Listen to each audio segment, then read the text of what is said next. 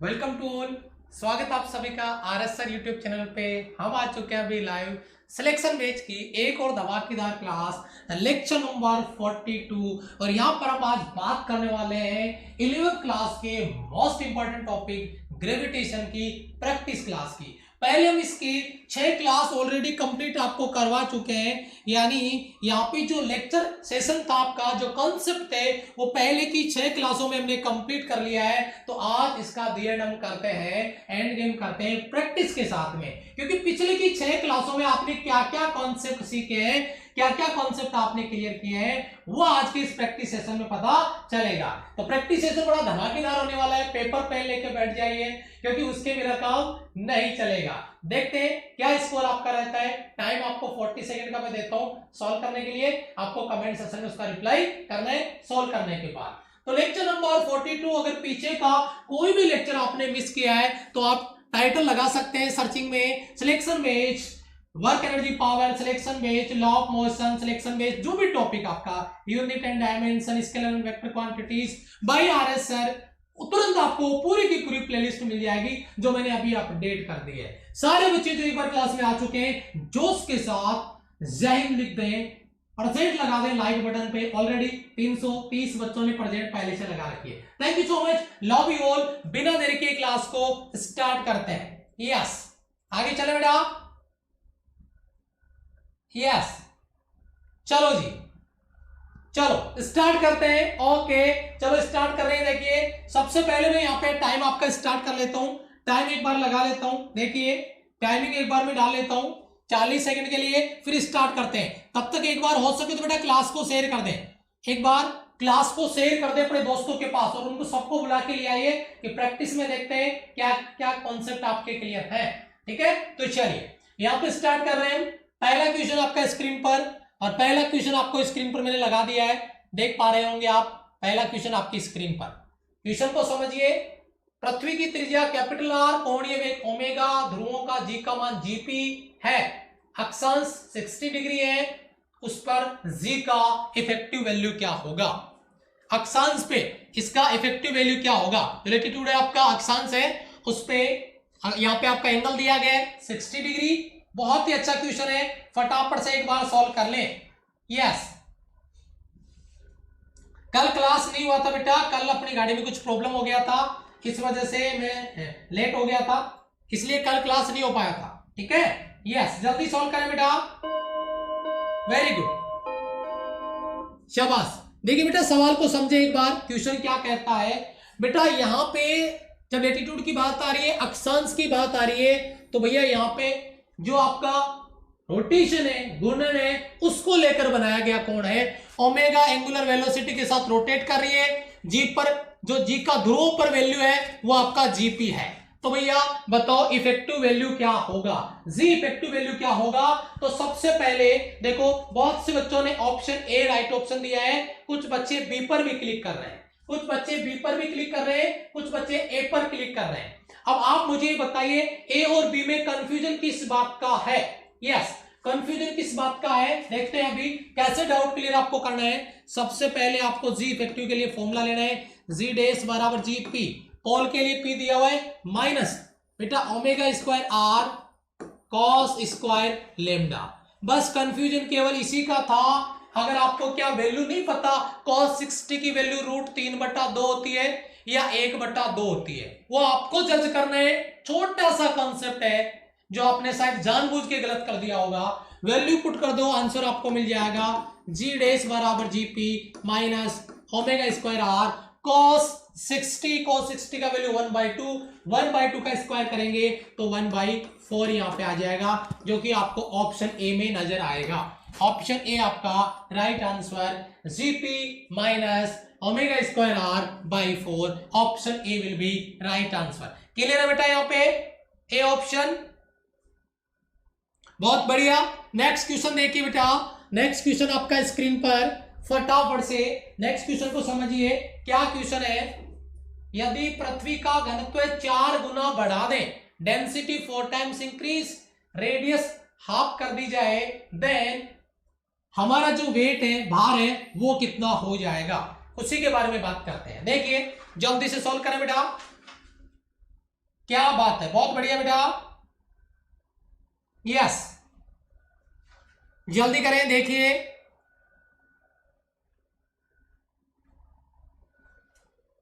Very good. देखते हैं कितने बच्चों को कॉन्सेप्ट क्लियर है इसमें। Yes sir. बेटा राइट ऑप्शन चाहिए मुझे, गलत नहीं, मुझे राइट ऑप्शन चाहिए, गलत नहीं। यस,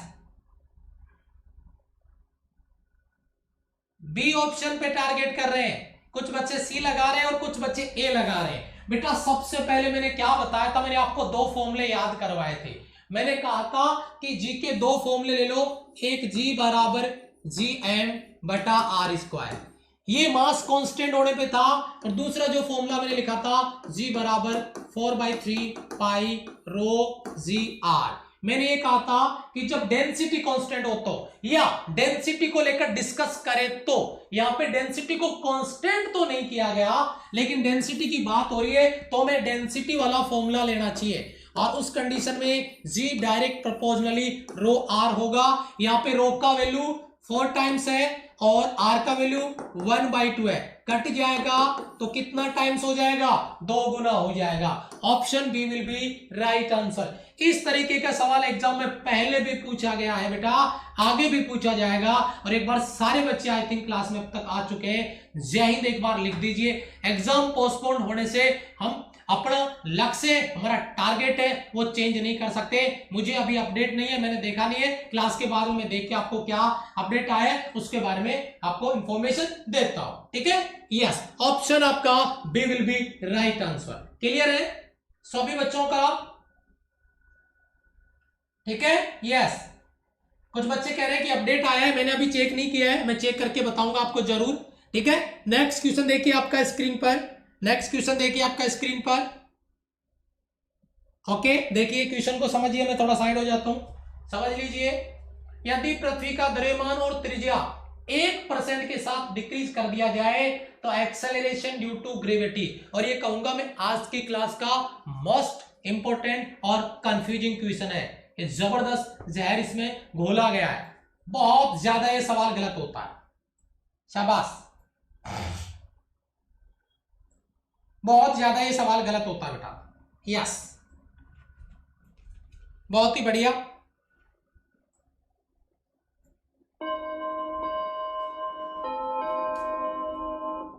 देखिए बेटा सवाल को समझिए, आंसर मुझे अभी तक मिला नहीं है, अब आ रहा है आंसर।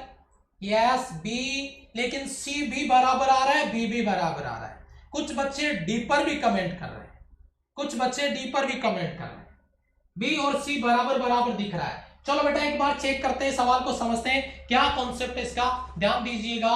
पृथ्वी का द्रव्यमान और त्रिज्या दोनों 1% के साथ डिक्रीज कर रहे हैं, तो बताओ गुरुत्वीय त्वरण का वैल्यू कैसे चेंज होगा। बेटा पहले हम एक जनरल फॉर्मूला लिखते हैं, capital G capital M upon में आर स्क्वायर। शायद सभी बच्चों को ये फॉर्मूला पता होगा, कैपिटल जी कैपिटल एम बटा आर स्क्वायर, ठीक है। यस, पृथ्वी का द्रव्यमान और त्रिज्या दोनों 1% के साथ घटा दिए जाते हैं। आप मुझे ये बताओ, अगर मैं यहाँ पे लिखता हूं जी में परसेंटेज, कमी या वृद्धि की बात करता हूं, मैं शॉर्ट में बता रहा हूं आपको, एम द्रव्यमान में कितना प्रतिशत, 1%, तो मैं ये यहाँ पे लिखता हूं डेल एम बटा एम इंटू 100, ठीक है। यस, अब ये घटा रहा है, यहाँ पे कमी कर रहा है, द्रव्यमान में 1% की कमी हो रही है, ठीक है जी। अच्छा, अब बताओ त्रिज्या में कितने परसेंट की कमी हो रही है, 1% की। लेकिन आप मुझे बताओ, अगर मैं इसको ऐसे लिखता हूं डेल आर बटा आर इंटू 100, लेकिन ये स्क्वायर था तो मुझे यहां पे आगे क्या लगा देना चाहिए, 2 लगा देना चाहिए। मैं जुगाड़ से बात करूंगा, कोई बेसिक फॉर्मूला आपको नहीं दूंगा, ठीक है। यस, आप मुझे बताओ एम में 1% की कमी हो रही है, चलो जी बढ़िया है, लेकिन अगर आर में हम 1% की कमी करेंगे तो एक्चुअल में कमी कितने परसेंट की होनी चाहिए, 2, लेकिन ये आर तो बट्टे में है, अगर बट्टे में 2% कम हो रहा है आर, तो बताओ जी 2% के साथ क्या हो जाएगा, बढ़ जाएगा। जी 2% के साथ बढ़ेगा, लेकिन एम की वजह से 1% में कमी भी हो रही है, यानी मास की वजह से 1% कमी हो रही है और आर की वजह से 2% की वृद्धि हो रही है, तो रिजल्टेंट कितना हो जाएगा भाई, वृद्धि 2% की, कमी 1% की, तो रिजल्टेंट 1% के साथ क्या हो जाएगा, इंक्रीज बाय 1%। ये सवाल जुगाड़ से करोगे, आई थिंक आपका सवाल गलत नहीं होगा। इस सवाल को एक बार सारे बच्चे कमेंट सेक्शन में एग्री करेंगे, क्या इसका कॉन्सेप्ट क्लियर है? क्या कॉन्सेप्ट क्लियर है? मैं फिर बता रहा हूं बेटा, एम में 1% की कमी किया, एम में 1% की कमी किया, जी में 1% कम हो गया, लेकिन जब आर में 1% कम करेंगे तो भैया आर बट्टे में है, और 1 में कमी किया तो 2 आगे आ गया, यानी आर में 2% की कमी हो रही है, तो जी में 2% की वृद्धि हो जाएगी। अब जी में 2% की तो वृद्धि हो रही है और 1% की कमी हो रही है, तो रिजल्टेंट कितना आ गया? सर जी रिजल्टेंट 1% के साथ इंक्रीज कर गया। Option A will be right answer. Clear है सर? मजा आ गया? अभी तो शुरुआत है बेटा, ये ग्रेविटेशन की प्रैक्टिस क्लास की भी शुरुआत है। अभी देखिए आगे क्या क्या होता है। नेक्स्ट क्वेश्चन देखिए, सवाल को समझिए, सवाल क्या कहता है। इसको थोड़ा मैं इधर नीचे ले आता हूं, ठीक है, फिर ऊपर कर देंगे वापस। देखिए बेटा, नेक्स्ट क्वेश्चन नंबर आपका, और यहां पे 486 स्टूडेंट ने अपनी प्रेजेंट लगा दी है। यही चाहिए हमें आपसे, यही सपोर्ट चाहिए, हम यही खड़े मिलेंगे आपको, ठीक है। यस, गजब, दिख रहा होगा, मैं थोड़ा साइड में हो जाता हूं। ओके, शाबाश बेटा। आर का स्क्वायर होगा तो 2 आगे ले लिए ना हमने, आर में जो आर का स्क्वायर था उसके 2 आगे ले गए, तो क्या दिक्कत आ रही है वहां पे? यस, बहुत बढ़िया, शाबाश। टाइम आपको हो गया बेटा आपका, और आंसर अब तक मुझे मिल रहा है क्या? B C A B C D भी आ रहा है, बी सी डी डी। ओहो, क्या बात है, इतने सारे बच्चे आंसर दे रहे हैं, क्या बात है, बहुत बढ़िया, गजब। बेटा एक बार सवाल पे ध्यान दें, अगर किसी मिसाइल को हमने लॉन्च किया है, और ये हमने नहीं किया, ये पाकिस्तान वालों का काम है। देखिए कैसे किसी मिसाइल को उन्होंने लॉन्च किया, लेकिन उसका जो एस्केप वेलोसिटी है उससे कम वेलोसिटी के साथ उसको लॉन्च किया गया, ठीक है। यानी प्लाइन वेग से कम वेग से उसको लॉन्च करेंगे तो क्या वो एस्केप करके जाएगा? क्या अंतरिक्ष में चला, मतलब चला जाएगा, वापस लौट के पृथ्वी पे नहीं आएगा? नहीं। अगर जो एस्केप वेलोसिटी है, प्लाइन वेग है, उससे कम वेग से उसको लॉन्च करेंगे तो वो पृथ्वी के गुरुत्वाकर्षण को पार नहीं कर पाएगा, और इस वजह से वो लौट के वापस पृथ्वी पे आ जाएगा। अगर पृथ्वी के गुरुत्वाकर्षण को पार नहीं कर पा रहा है, यानी अभी भी वो पृथ्वी के ग्रेविटेशन से बंधा हुआ है, और उस कंडीशन में जो टोटल एनर्जी होती है वो होती है नेगेटिव, क्योंकि अभी उसने पृथ्वी के ग्रेविटेशन को, यानी उसके आकर्षण को, उसके प्रभाव को पार नहीं किया है, उससे बाहर नहीं गया है, और इसीलिए उसकी टोटल एनर्जी क्या हो जाएगी? नेगेटिव हो जाएगी। Option B will be right answer, option C right answer होगा, ठीक है। यस, चले अगले सवाल पे। नेक्स्ट क्वेश्चन देखिए बेटा, नेक्स्ट क्वेश्चन क्या आता है आपका?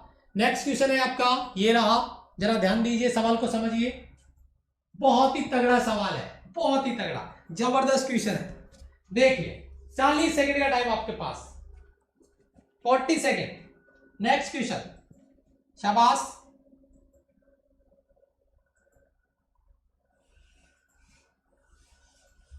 बहुत बढ़िया, जल्दी। यस सर, क्या बात है, क्या बात है, जल्दी करें। कुछ बच्चों के आंसर भी आ गए। जय हिंद, नमस्ते नमस्ते। इसमें सबसे ज्यादा गलत आंसर है, इस सवाल में सबसे ज्यादा गलत आंसर है भाई मेरे, इस सवाल में सबसे ज्यादा गलत आंसर है, क्या ही बोलूं मैं।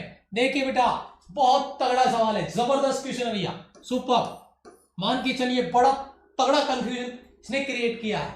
यदि गुरुत्वीय प्रभाव कम हो जाता है, यदि गुरुत्वीय प्रभाव कम हो तो निम्नलिखित में से कौन सा बल बदलेगा? अगर गुरुत्वीय प्रभाव कम होता है तो निम्न में से कौन सा बल है, फोर्स है, वो चेंज होगा। आप मुझे बताओ, जो विस्कस फोर्स होता है, गुरुत्वीय प्रभाव, अगर अपन बात करें ग्रेविटी की तो जी, क्या विस्कस फोर्स, श्यान बल, क्या जी पे डिपेंड करता है? बिल्कुल नहीं करता, ठीक है।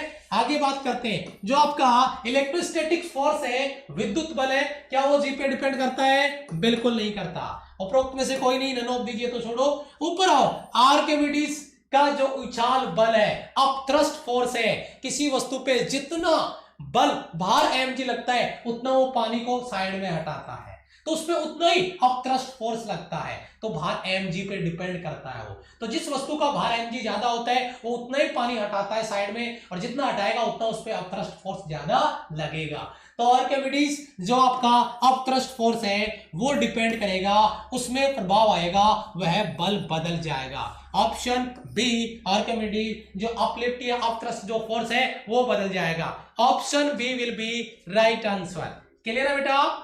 बहुत सारे बच्चों ने इस सवाल को गलत किया है, और ये ग्रेविटेशन के लिए टॉप आपका कॉन्सेप्ट का क्वेश्चन है। ठीक है, क्लियर है सभी बच्चों का? हाँ, अपडेट आ गया बेटा, अपडेट में चेक करूंगा, मैं क्लास में था मैंने चेक नहीं किया, मैं चेक करूंगा अपडेट, आपको जो भी अपडेट होगा, क्या मतलब आगे उम्मीदें हम लगा सकते हैं, उसके लिए मैं देख के अपडेट करके आपको वीडियो डाल दूंगा, टाइम मिलेगा तो आज। ठीक है, यस। नेक्स्ट क्वेश्चन पे चलते हैं, और नेक्स्ट क्वेश्चन आपका स्क्रीन पर देखिए, नेक्स्ट क्वेश्चन आपका स्क्रीन पर है, और एक बहुत ही अच्छा बेहतरीन क्वेश्चन आपकी स्क्रीन पर, ध्यान दीजिए, जबरदस्त क्वेश्चन, शाबाश, बहुत अच्छे, बहुत बढ़िया।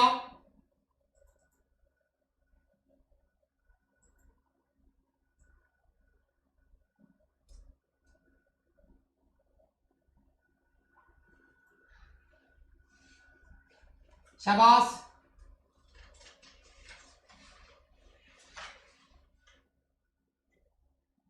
यस।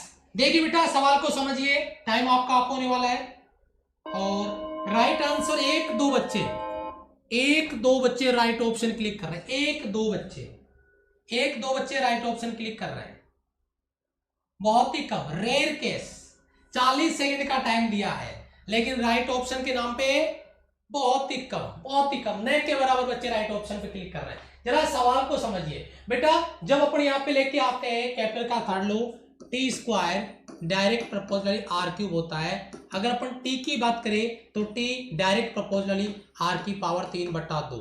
ये कॉन्सेप्ट अगर आपको पता है तो किसी को कोई दिक्कत है बेटा? एक भूस्थायी उपग्रह को एक विशिष्ट कक्षा से दूसरी कक्षा में ले जाया जाता है। नई कक्षा में पृथ्वी के केंद्र से दूरी जो डिस्टेंस है वो पहले वाली कक्षा की कितनी है? 2 टाइम्स है। जो नया राउंड के लिए जो रेडियस है वो 2 टाइम्स है। तो आप मुझे बताइए जो सेकंड वाला ऑर्बिट है उसके लिए टाइम पीरियड कितना होगा? तो भाई इसी से निकाल लो, आर के साथ में टाइम पीरियड कैसे चेंज होगा? आर की जगह 2r करके देख लो, आर की जगह 2r करके देख लो, 2r की पावर 3/2। तो ये तो हो गया बेटा आर की पावर तो 3/2, और आर का पहले रूट लेंगे, सॉरी 2 का रूट लेंगे तो √2, और √2 का क्यूब करेंगे तो ये हो जाएगा आपका 2√2। पहले वाला इसके लिए आवर्तकाल कितना था? जब आर था तो आवर्तकाल कितना था भाई? 24। भूस्थायी उपग्रह है ना, ये देखो ना, आप कंफ्यूज क्यों हो रहे हो? क्या कंफ्यूज क्यों हो रहे हो? यहाँ पे भूस्थायी उपग्रह, पृथ्वी के जो जियो स्टेशनरी सैटेलाइट है उसका टाइम पीरियड कितना होता है? पृथ्वी के टाइम पीरियड के बराबर है, 24 आवर्स। तो यहाँ पे पहले वाला टाइम पीरियड आपका 24 आवर्स लगा देंगे, ये यहाँ से, और ये आपका 2√2 टाइम्स हो जाएगा। तो ये बेटा ये 48 और ये √2 आपका आंसर आ जाएगा 48√2 आवर्स, जिसके बारे में अपन यहाँ पे बात कर रहे हैं। ये हमारा कॉन्सेप्ट होगा 48√2 आवर्स, जिसके बारे में अपन यहाँ पे बात कर रहे हैं। सर मैं क्लास में हूँ, क्लास से फ्री होकर बात करता हूँ। यस, तो यहां पे देखिए 48√2 आवर्स आपके option B will be right answer. Option B को आपको राइट ऑप्शन के रूप में क्लिक करना होगा। बहुत अच्छा सवाल है, जियो स्टेशनरी सैटेलाइट बोला और बच्चे कंफ्यूज हो गए कि इसको कैसे सॉल्व करें, क्योंकि ये खुद को आपको जज करना होगा। और मैंने कॉन्सेप्ट में आपको क्लियर करवा दिया है कि जियो स्टेशनरी सैटेलाइट है, पृथ्वी से देखने पे वो स्थिर दिखाई देता है क्योंकि उसका टाइम पीरियड पृथ्वी के टाइम पीरियड के बराबर होता है, और इसीलिए ये क्वेश्चन अपना इंपोर्टेंस नेक्स्ट लेवल पे लेके चला जाता है। बहुत बढ़िया, 547 स्टूडेंट ने परसेंट लगा दी। जय हिंद बेटा, नमस्ते, वेलकम आपका। नेक्स्ट क्वेश्चन जरा ध्यान से देखिएगा, नेक्स्ट क्वेश्चन आपका स्क्रीन पर। यस देखिए, तो मुझे साइड में होना पड़ेगा, पूरा बोर्ड भर दिया है मैंने। ध्यान दे, पृथ्वी के कृत्रिम उपग्रहों के संबंध में कौन सा स्टेटमेंट है? रॉन्ग स्टेटमेंट है भाई। जो आर्टिफिशियल सैटेलाइट है उनके लिए रॉन्ग स्टेटमेंट आपको फाइंड करना है। बहुत ही बढ़िया, गजब का कॉन्सेप्ट है, बहुत ही बढ़िया, गजब का कॉन्सेप्ट है भैया, वेरी गुड। बहुत बढ़िया। रॉन्ग स्टेटमेंट, कृत्रिम उपग्रहों के रिलेशन के लिए या उनके कॉन्सेप्ट के लिए रॉन्ग स्टेटमेंट क्या होगा? जल्दी सॉल्व करें, मजा आएगा। ओके, क्या बात है, ऑप्शन ए लगा रहे सारे बच्चे। अरे वाह, कितने इंटेलिजेंट बच्चे हो गए ना। Yes, okay okay okay okay, A option सारे टारगेट कर रहे हैं, क्या बात है बेटा। ऑर्बिटल वेलोसिटी, कक्षीय वेग, जो सैटेलाइट है उसके लिए एक बार कमेंट में आंसर देना फॉर्मूले का, ठीक है। सबसे पहले भाई कक्षीय वेग, orbital velocity of artificial satellite, कृत्रिम उपग्रह के लिए वो मास पे डिपेंड करता है। ये कह रहा है कि मास पे डिपेंड करता है, नहीं भाई, वो डिपेंड करता है जो आपने प्लेनेट लिया है, जो ग्रह लिया उसके मास पे। क्योंकि उसका मैं अगर बताऊं आपको ऑर्बिटल वेलोसिटी, तो बेटा ऐसे आ जाएगा √gm/r। एक फॉर्मूला तो ये था, जब हमने gm का वैल्यू gr² रख के सॉल्व किया था, तो फॉर्मूला हमारे पास आ गया था √gr। तो क्या इसमें कहीं पर भी आपको उस सैटेलाइट का मास नजर आता है? सर ये कैपिटल M किसका है? ये तो भाई अर्थ का मास है, ये तो प्लेनेट का मास है, ग्रह का मास है, ठीक है। तो ये इसने बोला मास पे डिपेंड करता है और एक्चुअल में डिपेंड नहीं करता है, यही रॉन्ग स्टेटमेंट है। बाकी सारे ऑप्शन आपके राइट हैं। पृथ्वी के समीप कक्षा में घूमने के लिए उपग्रह का न्यूनतम जो आपका ऑर्बिटल वेलोसिटी है लगभग 7.8 या 8 किलोमीटर पर आवर। उसके बाद में परिक्रमण काल का मान अधिक होगा यदि कक्षा की त्रिज्या बढ़ा देंगे। अभी बताया था कक्षा की त्रिज्या दोगुनी की हमने पिछले वाले न्यूमेरिकल में, और टाइम पीरियड कितना हो गया 48√2। वैसे सही बोल रहा है ये बात, बहुत अच्छा। केपलर थर्ड लो। उसके बाद में भूस्थायी जियोस्टेशनरी सैटेलाइट के लिए पृथ्वी की सतह से ऊंचाई भाई 36,000 किलोमीटर होती है, ये तो बता रखा है। 36,000 किलोमीटर पे हाइट होती है जहां पे उसको रखा जाता है। तो बाकी तीन ऑप्शन आपके सही है, ऑप्शन ए ही आपका गलत था जो हमें क्लिक करना था। क्लियर है बेटा?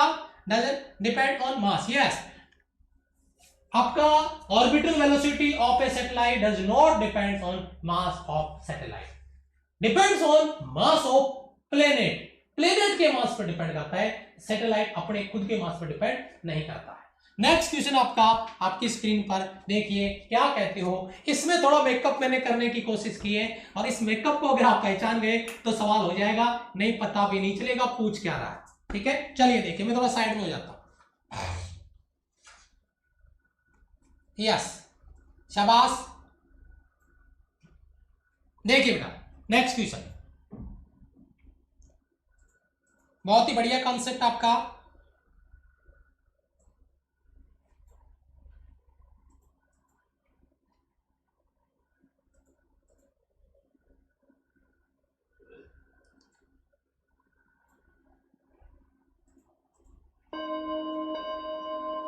शाबाश, वेरी गुड वेरी गुड। चलो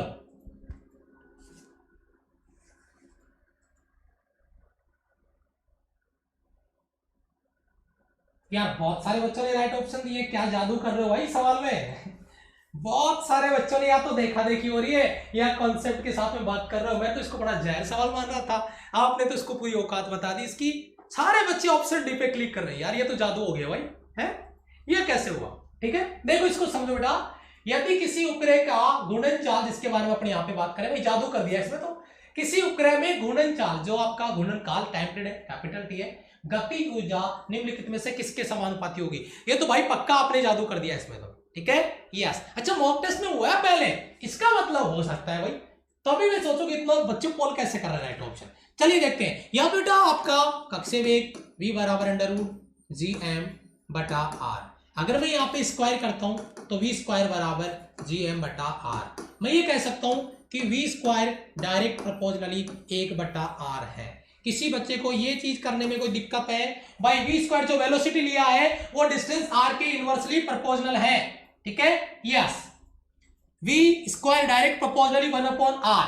यहां तक अगर आपने कर लिया तो कोई दिक्कत नहीं होनी चाहिए, ठीक है। यस, बस यहां तक अगर आपने कर लिया है, अगर ये कॉन्सेप्ट आपने शुरुआत कर दी है तो आगे कोई प्रॉब्लम नहीं आएगी। आपको पता है काइनेटिक एनर्जी में वेलोसिटी का स्क्वायर होता है 1/2mv², ठीक है। तो यहाँ पे यानी इसको मैं काइनेटिक एनर्जी के रूप में लिख सकता हूं, kinetic energy 1/2 m v square, यानी v square direct proportionally 1/r, but already we know that t square direct proportionally r cube. अगर मैं इसको ऐसे लिखता हूं भाई, जैसे मैंने ये कॉन्सेप्ट बोला, अगर इसको इधर ले आता हूं तो बेटा t की पावर 2/3 समानुपाती आपका क्या है, सॉरी एक सेकंड गलत मैंने नोट कर दिया इधर। ओके, अब देखते हैं फिर से, यहां पे हो गया आपका r। अब आप मुझे बताओ अगर मैं इसको उलट दूं तो क्या होगा, 1/t की पावर 2/3 समानुपाती 1/r। आपको 1/r नजर आ रहा है, यस, बस 1/r नजर आ रहा है जो कि v स्क्वायर के समानुपाती है, यानी 1/r काइनेटिक एनर्जी के रूप में आएगा।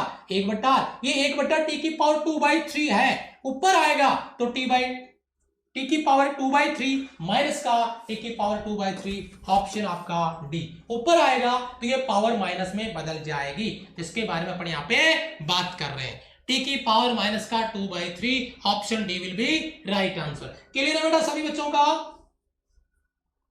देखिए बेटा, नेक्स्ट आपका जो कॉन्सेप्ट है उस पर अपन डिस्कस करने जा रहे हैं। न्यूमेरिकल है, बहुत ही बढ़िया जबरदस्त न्यूमेरिकल है। देखिए अगले सवाल पे आ जाइए बेटा, बहुत ही जबरदस्त कॉन्सेप्ट आपका।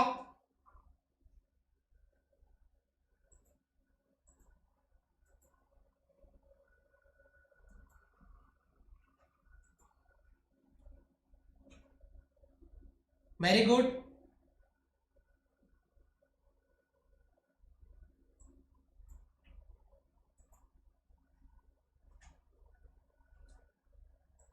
ये सवाल बताएं बेटा, टाइम आपका स्टार्ट हो चुका है और अप होने वाला है। यस,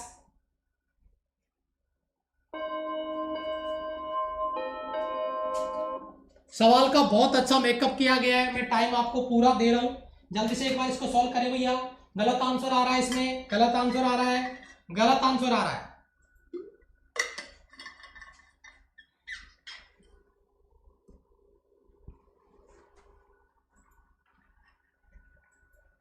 गलत आंसर आ रहा है बेटा। सवाल को समझिए, पृथ्वी तल से, देखो मेकअप कहां पे किया गया सवाल में, ये समझिए। पृथ्वी तल से from earth surface 6.4 into 10 to the power 6 metre height. तो क्या मैं इसको ऐसे बोल सकता था, क्या मैं इसको ऐसे भी तो बोल सकता था भाई, r बराबर h, यानी आर ई पृथ्वी की त्रिज्या पृथ्वी की ऊंचाई के बराबर है। बस यही तो मेकअप किया गया सवाल में, डायरेक्ट नहीं बोला गया कि ऊंचाई पृथ्वी की त्रिज्या के बराबर है। ये भैया क्या है, ये रेडियस है मीटर में जो हाइट के बराबर है, तो मैंने इसको ये लिख सकता था डायरेक्ट, तो शायद बच्चे ज्यादा सोल्व करते। बहुत से बच्चों ने गलत किया है। ऊंचाई पे परिक्रमण कर रहा है तो 1 m द्रव्यमान के उपग्रह की स्थितिज ऊर्जा क्या होगी। भैया आपको पोटेंशियल एनर्जी निकालिए, लेकिन सबसे अहम सवाल था यहाँ पे, जहां पे बच्चे शुरुआत में इसके फंस गए। यस, यहां से बच्चे शुरुआत ही नहीं कर पाए। अब देखो बेटा, पोटेंशियल एनर्जी को सॉल्व करने पे चलते हैं, स्टार्ट करते हैं सॉल्व करना। Potential energy minus capital G capital M small M बटा आर। अब यहां पे आप मुझे बताइए, एच ऊंचाई पे निकालना है तो ऊंचाई वाला फॉर्मूला लगाओ बेटा। पोटेंशियल एनर्जी बराबर minus capital G capital M small M बटा ऊंचाई वाला फॉर्मूला लगाओ, आर ई पृथ्वी की त्रिज्या और एच उसकी हाइट। लेकिन मैं पहले लिख चुका हूं कि हाइट पृथ्वी की त्रिज्या के बराबर है, तो किसी बच्चे को कोई तकलीफ हो तो मैं इधर साइड में लिख देता हूं, आर ई एच के बराबर होगा। तो मैं डायरेक्ट एक स्टेप बचाना चाहता हूं और मैं यहाँ पे एच की जगह आर ई लिख देना चाहता हूं, ठीक है। तो ये पीई बराबर बेटा माइनस का capital G capital M small M बटा 2 आर ई। बेटा आपको ये रिलेशन पता है, मैं इधर साइड में लिख दूं। यस बेटा, हमने कई बार कैपिटल जी कैपिटल एम को जी आर स्क्वायर लिखा है, शायद आपको पता होगा, बहुत बार ये कॉन्सेप्ट हमने लिखा है। तो मैं क्या कैपिटल जी एम की जगह जी आर स्क्वायर लिख सकता हूं? चले अगर लिख सकते हैं तो बेटा पोटेंशियल एनर्जी का फॉर्मूला माइनस जी एम की जगह जी आर ई, मैं पृथ्वी की त्रिज्या लिख रहा हूं, आर स्क्वायर स्मॉल एम बटा 2 आर ई। बेटा एक आर ई से एक आर ई कट जाएगा आपका। चलो पोटेंशियल एनर्जी बराबर क्या बचेगा, माइनस यहां पे देखिए, यहां पे बच जाएगा आपका एम, ये आपका जी और ये आपका क्या है आर ई पृथ्वी की त्रिज्या बट्टे में क्या है 2। और इसको क्या मैं ऐसे लिख सकता हूं बेटा, 1/2 को 0.5 लिख सकता हूं क्योंकि 0.5 में दिया हुआ है, माइनस 1/2 को 0.5 एम जी आर ई। शायद आपको कहानी समझ में आ गई होगी मैं क्या बताने की कोशिश कर रहा हूं। बहुत ही जबरदस्त न्यूमेरिकल आपका स्क्रीन पर है, टॉप लेवल का न्यूमेरिकल आपके कॉन्सेप्ट यहाँ पे क्लियर करके सॉल्व किया जाएगा। बहुत तगड़ा न्यूमेरिकल है आज की क्लास का मोस्ट इंपोर्टेंट क्वेश्चन, बहुत इंटरेस्टिंग न्यूमेरिकल। क्या बात है, क्लियर है बेटा? फॉर्मूले याद नहीं रहते बेटा, फॉर्मूले प्रैक्टिस से याद रहेंगे। फॉर्मूला रट्टा मारने के बजाय उन फॉर्मूलों से रिलेटेड क्वेश्चन प्रैक्टिस करो, और जितना प्रैक्टिस करोगे उतने फॉर्मूले आपको याद भी होंगे और उनके कॉन्सेप्ट भी अप्लाई आप क्वेश्चन के साथ में कर रहे हो तो प्रैक्टिस भी हो जाएगी, फॉर्मूले भी याद हो जाएंगे और आपका कॉन्फिडेंस भी बढ़ेगा। ठीक है, ये सवाल क्लियर है? बहुत इंटरेस्टिंग क्वेश्चन था, जबरदस्त क्वेश्चन था। क्लियर है बेटा? Okay, yes. देखिए बेटा, नेक्स्ट क्वेश्चन जिसके बारे में यहां पे मैं बात करता हूं, देखिए नेक्स्ट क्वेश्चन, टाइम स्टार्ट कर रहा हूं मैं, चलिए जल्दी करें। नेक्स्ट क्वेश्चन अब आपका देखिए फटाफट से, सभी बच्चों का सही आना चाहिए, सभी बच्चों का सही आना चाहिए बेटा, बहुत अच्छे, बहुत बढ़िया। मेकअप बहुत अच्छा किया गया, देखते हैं प्रेजेंट कितने बच्चों ने लगा दी। 603 स्टूडेंट ने प्रेजेंट लगाई है, बहुत बढ़िया, थैंक यू सो मच, बहुत बहुत धन्यवाद आपका। 700 खत्म कर दीजिए फटाफट से, 700 पहुंच जाएगा आने वाले 60 सेकंड में। 700 क्रॉस, देखते हैं इस सवाल को कंप्लीट होते होते 700 कंप्लीट। चलो चेक करते हैं, सवाल को समझते हैं क्या कॉन्सेप्ट है। कौन सी राशि का मान उपग्रह की कक्षीय त्रिज्या पे निर्भर नहीं करता है? डायरेक्ट अगर मैं पूछता तो सारे बच्चे सॉल्व कर देते। क्या अकॉर्डिंग टू केपलर लॉ, अगर अपन यहाँ पे टाइम पीरियड का स्क्वायर करते हैं, डायरेक्ट प्रोपोर्शनल होता है आर क्यूब। अगर मैं इसको बट्टे में ले आता हूं तो मैं लिखता हूं टी स्क्वायर बटा आर क्यूब बराबर कांस्टेंट, बराबर कांस्टेंट, और बस यही कहानी है। कौन सी राशि का मान उपग्रह की त्रिज्या पे निर्भर नहीं करता? भाई जिसका वैल्यू बराबर में कांस्टेंट आ रहा है वो उस पर डिपेंड नहीं करेगा। तो यहाँ पे देखिए इसका कोई रिलेशन नहीं है, इसका कोई रिलेशन नहीं है, इसका कोई रिलेशन नहीं है, लेकिन केपलर थर्ड लॉ की अगर अपन बात करते हैं तो टी स्क्वायर बटा आर क्यूब इधर आ गया कांस्टेंट। अगर कांस्टेंट ही हो गया तो क्या वो डिपेंड करेगा आर पे? बिल्कुल नहीं करेगा। Option D will be right answer. काफी सारे बच्चों ने गलत किया है इस सवाल को पहले, अब तो डी लगा रहे बच्चे, अब तो डी लगा रहे हैं, पहले बहुत सारे बच्चों ने सवाल को गलत किया है। ठीक है बेटा, यस, जब तक फोड़ेंगे नहीं तब तक छोड़ेंगे नहीं। बहुत बढ़िया, शाबाश, option D will be right answer. गजब का क्वेश्चन आपका, क्लियर है बेटा? सभी बच्चे एक बार कमेंट में लिख दीजिए यस। गलत हो गया, कोई बात नहीं है, कोई बात नहीं है, गलत हो गया। ओके बेटा, बहुत अच्छे है। अब नया टॉपिक स्टार्ट करेंगे, नया टॉपिक स्टार्ट करेंगे आपके लिए। अगला टॉपिक होगा रोटेशनल मोशन, जो कि बहुत बहुत ज्यादा इंपॉर्टेंट है। रोटेशनल मोशन आपका नया टॉपिक स्टार्ट करेंगे कल की क्लास में। उम्मीद करता हूं कि ये सवाल अगर आपने प्रैक्टिस किए हैं, 10-12 सवाल मैंने प्रैक्टिस करवाए हैं, क्या आपका स्कोर रहा आप कमेंट सेशन में कमेंट करके मुझे बता सकते हैं। बहुत ही बढ़िया, thank you so much, love you all. Comment session में एक बार सभी बच्चे जय हिंद लिख देंगे, yes. Okay, time table sir, बेटा टाइम टेबल में डेली आपको अनअकैडमी की क्लासों में बताता हूं, ठीक है, यस। ओके, यस, ओके बेटा, जय हिंद, बाय बाय। एग्जाम को लेकर जो अपडेट एक बार मैं चेक करूंगा, फिर आपको इंफॉर्मेशन दूंगा, ठीक है, यस। सभी बच्चे एक बार लाइक बटन पे प्रेजेंट जरूर लगा दे, मैं क्लास क्लोज कर रहा हूं।